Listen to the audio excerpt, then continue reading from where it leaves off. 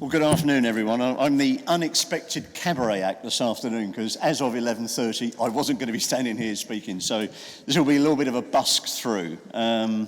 Itamar's really sorry that he can't get here. I think, as Peter said, he's physically grounded in Poland, so he just couldn't get on a plane to get here in time. But as Peter said, I've worked with Itamar on astrotech in my day jobs, so I'm going to give you some insights on it and quite genuinely the kind of global importance of, if he gets it right, what he could do. But I'm going to give you some broader thoughts around the huge influence that the other speakers have been speaking about and how that plays back to my professional life in the world of risk and protection, again, as Peter said, aka insurance. So, quick intro about me. I've worked in the Lloyd's insurance community for nearly 50 years, originally frontline in it, working on one of those very uncomfortable underwriting syndicates that you see when you see the pictures of inside Lloyd's. But more importantly, the last 30 years setting up and running a whole plethora of businesses that do stuff for it. I now sit, Lloyd's has an innovation lab, a physical space inside the building, which is where I live, giving back to the industry, where I'm at astrotech, and I sit in it giving support, mentoring, for the businesses, the young businesses that are going through their programs. So really, my whole life has been about really understanding, mitigating, and dealing with the consequences of catastrophic risk and loss. So very much across the top of today's subjects. I'm very much, picking up Martin's theme. He's creating something utterly new. There will be a very quick requirement of the insurance and the risk industry to sit there and give the protections that it needs so that he can actually go validly about doing what he's doing with the sure knowledge that if stuff does go wrong, someone is going to get him out of it. So kind of insurance is a very interesting and fascinating place to come and work. So a little bit about what astrotech we're doing, and if one thinks a little bit about insurance, prevention is better than cure. So if we can stop stuff happening, it's better for all of us. It's not just better for an insurance industry making profits, but it's better for society, it's better for human capital, and it's better for the world that we want to live in.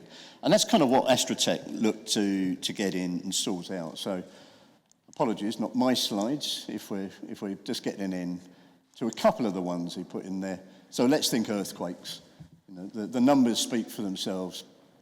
It's a huge catastrophic loss that comes out. A single event will far exceed hurricanes, tornadoes, wildfires, catastrophic as they are. But look at the numbers that sit up there, and look at the loss of human capital that come out of the back of it. And one example that sits down below was the awful earthquake in Turkey a couple of years back. And so the numbers are stark. Why is it so catastrophic? That is about the length that we have to work out that an earthquake is going to happen. And this was the front line that astrotech sat on. They came up with their own bit of science to work out that there was a direct correlation between the cosmic rays around the Earth and the activities on them as to the likelihood of earthquakes. So his hypothesis that he brought in was that 1 to 12 seconds that we very starkly saw there can actually become 1 to 14 days. Why is that important? Prevention being better than cure.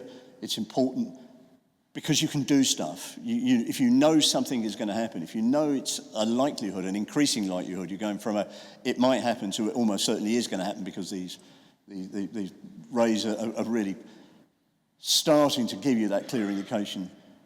You can move people.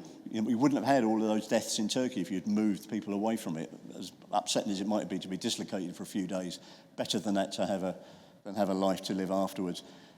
You can clear out things like gas pipes. So big part of the catastrophic loss was just a sheer explosion with 12 seconds notice. You imagine the amount of, a city the size of this, the amount of gas and toxic power going through it that is just going to explode. And you can keep infrastructure then rebuilding straight afterwards. So time is the great benefactor of things like astrotech. I'm not going to speak any more about his presentation because generally I'm not qualified to do it. I'm a Luddite insurance bloke. I'm not I'm not a scientist. I'm certainly not somebody who actually understands cosmic rays to go into any detail. But if that gives you a flavour of, from, as I said, that risk and protection part of it, why that becomes the absolute game changer, it stands out. So what I thought I would do instead was just tell you about some of the other Itamars that have gone through the Lloyd's Lab and some of the great things that they're doing, which also correlate in different ways to deal with the same catastrophic losses that confront us on a daily basis. And much of it plays back to Steve's presentation about the data and the science and the knowledge that's sitting up in the sky that we can do stuff with if we know about it. So there was a company, so actually a couple of bits of perspective, sorry, before I go into that. So the Lloyd's Lab has been around for 7 years. It's had about 150 companies go through it in that time. It's a set 10-week program. It is a Petri dish. They come in day one with a hypothesis like AstroTech. Hopefully at the end of the 10th week, they go out of it with a tick in the box, knowing that proposition is right and valid, and actually it can then learn and commercialise itself to play nicely with the risk protection, the insurance industry. So a few that kind of went through it. You need to know where stuff is in insurance if you're going to stop bad things happening. Shipping is an absolute prime one. And actually out of the back of some Homeland Security satellite data, a business went through it 7 years ago. It was one of the first businesses going through, just locating ships. Now, obviously, ships, and certainly big ships and container ships take 10, 20, 30 kilometres to turn and veer off course.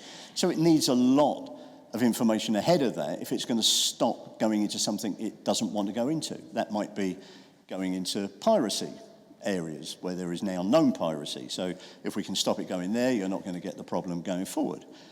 Foreseeing things that might be ports that they're trying to get into that it now can't get into that port and go what it wants to do, where it wants to be. So had it been in place a couple of years back, we might not have seen the loss that came out with the barge going, or the container ship going up the Suez Canal that ended up grounding, turning, blocking the whole canal, and the whole backlog and congestion that came in behind that cost millions and millions of pounds. So again, there's a prevention that sits in there.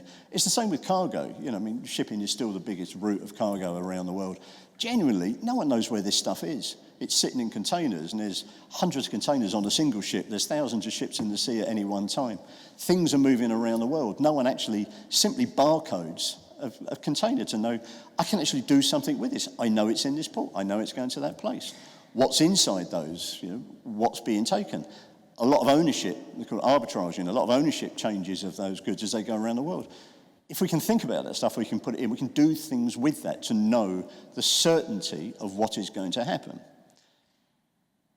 There was another business that went through, Mackenzie Intelligence Service, that very much looked at the kind of heat mapping post-catastrophic loss. So the wildfires have gone through California, a hurricane has gone through, ripped out half the east coast of the USA or the Caribbean islands.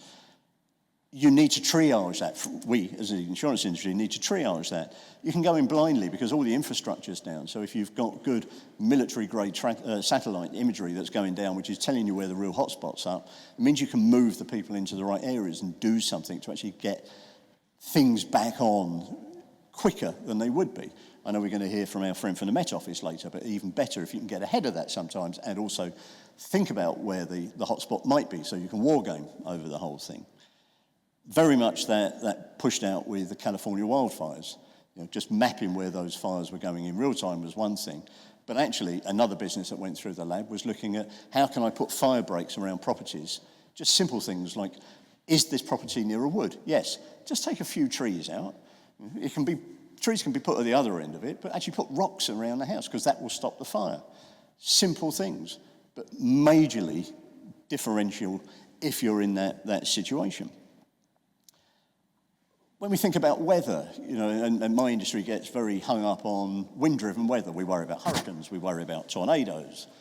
What we haven't been worrying about is just convective weather. Now, for those of us that suffered it yesterday, we just had rain coming down like a shower.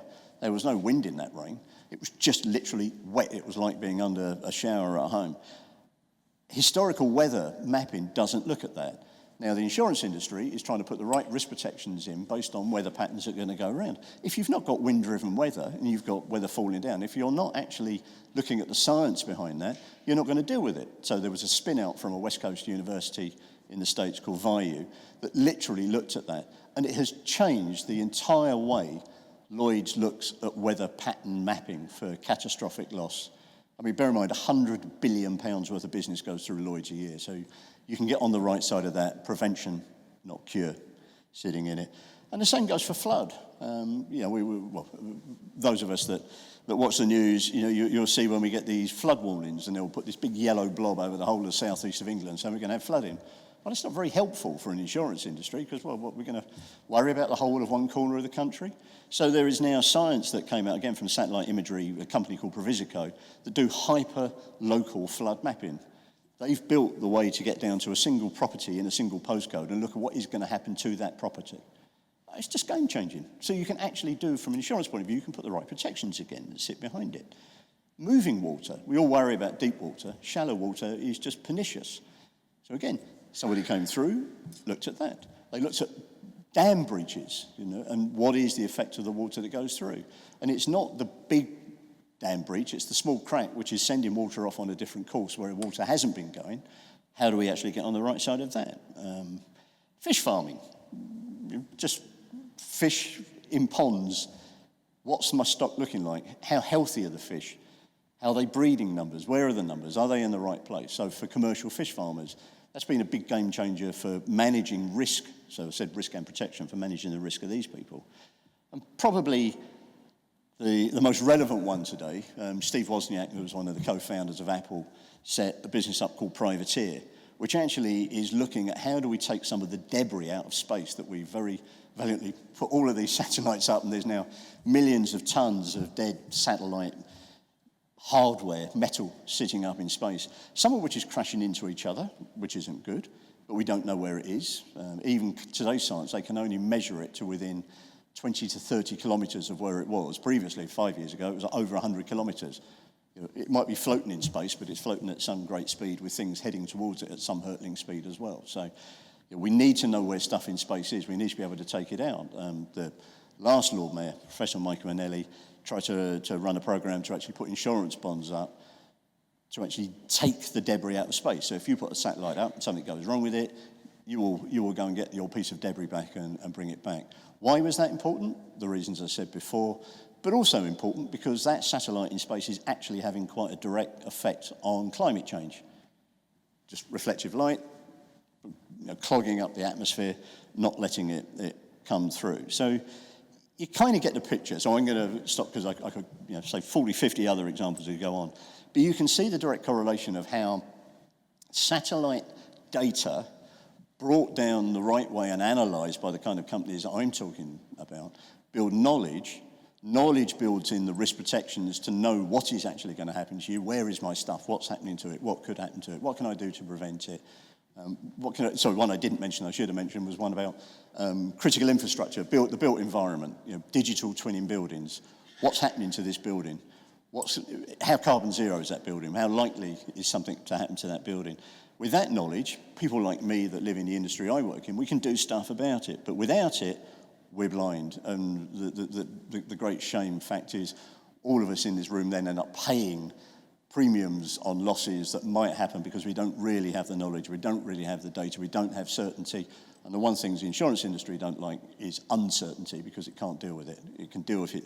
If it knows something is going to happen one time in 100 years, it can deal with it. If it's got X times in 100 years, how many multiples of X does it charge to put that protection in so that it doesn't go bust? So a couple of closing thoughts on that. AI absolutely sits in. I don't think we've kind of mentioned that into today.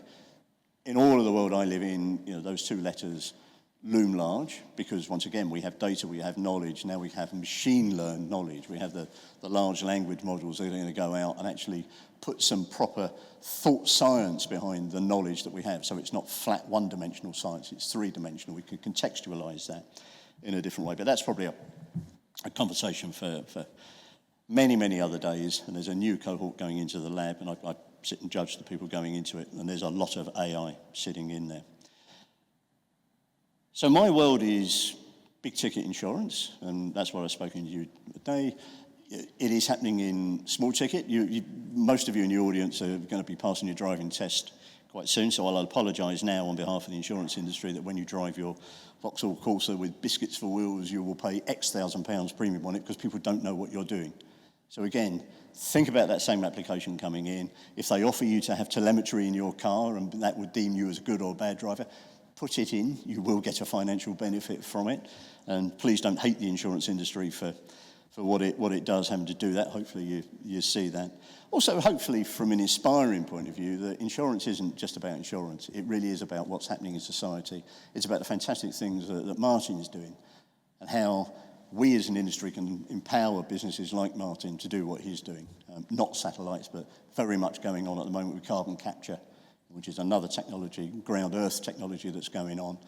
And a lot of organisations are coming very voluntarily into the Lloyd's insurance environment, particularly, just so they can share what their risks are and we can share what we can do to actually give them those right proportionate protections that helps. I can see Martin nodding at the back of the room. Helps with that investment that he wants to get. You've got some risk certainty sitting in there. So hopefully that's given you something to think about in your work groups. I know what I know what I have seen. Perhaps it might be an interesting thing if you get into a kind of risk and protection conversation to think about what would you do? What do you think we need to know to make the world a better and a safer place sitting in there?